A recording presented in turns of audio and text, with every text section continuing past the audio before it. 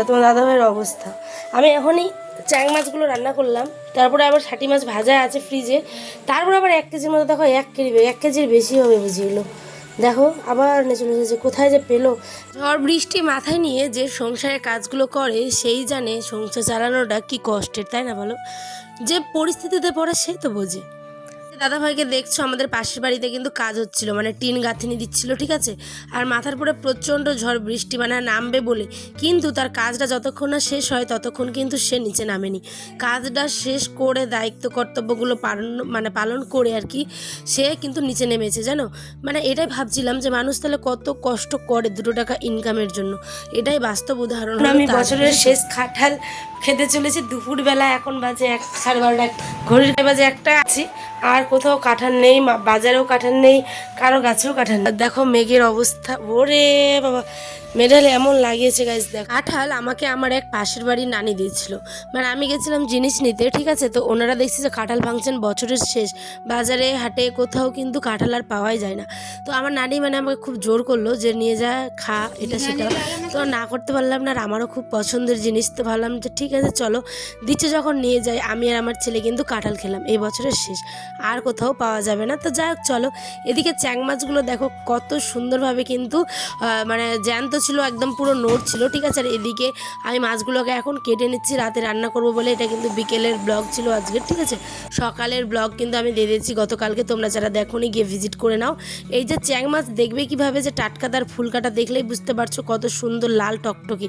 তো মনটা ভরে যাচ্ছিল মাছগুলো দেখে, মনে হচ্ছিল যে রেখে দিই, বাট কী করবে, জীবনযাপনের জন্য তো খেতেই হচ্ছে। আর আয়নের বাবা চ্যাং মাছ খাওয়াটা মানে খুব ভালোবাসে, আয়নকেও আমি দিই খেতে, কারণ প্রচুর রক্ত হয় এই চ্যাং মাছ, গুচি মাছ, এই সমস্ত কিছু খেলে আর কি। তো চলো চ্যাং মাছটা এবার ভেজে নিই, আর আলুটা দিয়ে এদিকে কিন্তু টমেটো দিয়ে করবো রাতের রান্না।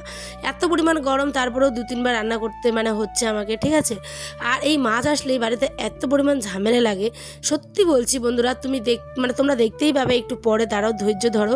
মানে রাত বেরাতে এরভাবে মাছ নিয়ে চলে আসে আয়নের বাবা, আর পুরো কষ্টটা আমার হয়। তো ঝামেলা লাগবে না বলো? বাচ্চা নিয়ে কাজ করি সারাদিন, ভিডিও বানাই, ভিডিও দিই, কত কাজ থাকে একটা সংসারে। তারপরে যখন একটুখানি জিরোতে যাব তখনই আবার মাথার পর নিয়ে চলে আসে এরকম ঝামেলা। তো মাঝে মধ্যে আমি ওকে বলি তুমি আরে এনো না, আমি আর পারছি না, কিন্তু যখনই আনে তখন আবার কষ্ট লাগে, টাকার জিনিস। আর এই মাছগুলো কিন্তু অনেক কষ্ট করে আমার মানে যে দাদারা ধরে, খাল বিল নদী থেকে জল ছেঁকে মেশিন দিয়ে তারপরে কিন্তু তোলে। আর এই যে দেখো দেখতে দেখতে আবার ঝামেলা নিয়ে এসেছে। দেখো খুব কম দামে কিন্তু বিক্রি হচ্ছিল, 20 টাকা কেজি। একটুখানি জাস্ট নরম হয়েছে, একটুখানি রোদের আছে মানে নরম হয়েছে, কিন্তু জ্যান্তও আছে, ঠিক আছে। তো 20 টাকা কিলো। আয়না বলছে না এত পরিশ্রম করেছিস তুই, আমাকে 50 টাকা কেজি দে তাহলে। তারপরে দেখো 50 টাকার কেজি 1.5 কেজির মতো ভর্তি করে দিয়ে দিয়েছে, কি বলি বলো। আয়নার ওপর না খুব কষ্ট লাগলো দেখে, তো বলছে যে ঠিক আছে আমাকে 50 টাকা দিয়ে দাও। তো ওই যে নিয়ে আসলো, আর এখন ওইটা মানে আমি যদি এখন কিছু বলি তো একটা বাজে ব্যাপার হবে, সেই জন্য মাছগুলোকে নেড়ে চেড়ে মাছগুলোকে তারপরেই কিন্তু আমি রেখে দিলাম হচ্ছে ডিপ ফ্রিজে, কারণ রাত্রি হয়ে গেছে, প্রচুর রান্নাবান্না আমার শেষ। এখন আমি যাচ্ছিলাম স্নান করতে, আয়না বাবা বলছে স্নান করে নাও, মাছগুলোকে ডিপ ফ্রিজে রেখে দাও। ও বন্ধুরা, তোমার দাদাভাইয়ের অবস্থা। আমি এখনই চ্যাং মাছগুলো রান্না করলাম, তারপরে আবার ষাটি মাছ ভাজা আছে ফ্রিজে, তারপরে আবার 1 কেজির মতো দেখো 1 কেজির বেশি হবে বুঝিগুলো। দেখো আবার নেচে এসেছে, কোথায় যে পেলো 1 কেজির বেশি 50 টাকায়। হায় রে হায় কপাল। চলো দেখি ফ্রিজে ঢুকে কিনা এটি, চলো দেখি ফ্রিজে। হ্যাঁ আটকে গেল গো।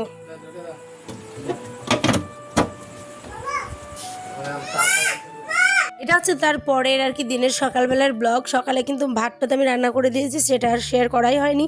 আর তারপরে আমি এখানে কিন্তু মাছগুলোকে বসেছি, 1.5 ঘন্টার মতো লেগেছে গো, 1.5 ঘন্টা। কোমর পিঠ পুরো লেগে উঠেছে, কি বলবো। আর এদিকে মোটরের জলও নেই যে আমি মাছটাকে ভালো করে ধুবো, কলপাড়ের দিকে যেতে হবে। তো চলো চটপট করে মাছগুলো কেটে নিই। আসলে কি বলো তো, সময় সুযোগ বুঝে সব মানুষই চাই মানুষকে ঠকাতে, এটাই হচ্ছে তার বাস্তব মানে প্রমাণ।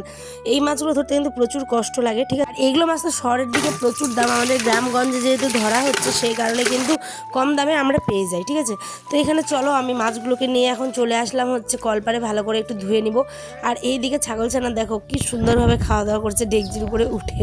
তো এখানে আমি দেখলাম মাছটা ধুতে ধুতেই যে লাইন আবার চলে এসছে। তো ভাবছি চলো কলে যখন চলে এসছে তখন এখানেই না ধুয়ে নিই। আর না আজকে একদমই শরীরটাও ভালো লাগছিলো না, এতগুলো মাছ ধুতে ধুতে আমি পুরো ক্লান্ত।